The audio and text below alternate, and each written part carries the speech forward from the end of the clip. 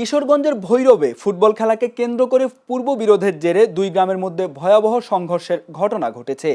এতে Bhairab rail station কার্যত রণক্ষেত্রে পরিণত হয়। সংঘর্ষে ৮ পুলিশ সদস্য সহ অন্তত ৩০ জন আহত হয়েছেন।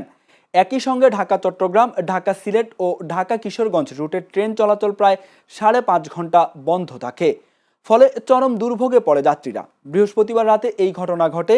এই সময় দুই পক্ষ ভৈরব রেল স্টেশনের ১ ও ২ নম্বর প্ল্যাটফর্ম দখল করে ইট পাটকেল নিক্ষেপ ও ধাওয়া পাল্টা ধাওয়ার ঘটনা ঘটে। সংঘর্ষকারীরা স্টেশনের বিভিন্ন স্থাপনায় ভাঙচুরও চালায়। পরিস্থিতি নিয়ন্ত্রণে সেনাবাহিনী, পুলিশ, র্যাব, রেলওয়ে পুলিশ ও রেলওয়ে নিরাপত্তা বাহিনীর প্রায় শতাধিক সদস্য মোতায়েন করা হয়। দীর্ঘ প্রচেষ্টার পর রাতে আইনশৃঙ্খলা বাহিনী পরিস্থিতি নিয়ন্ত্রণে আনতে সক্ষম হয় এবং পরে ট্রেন চলাচল স্বাভাবিক হয়।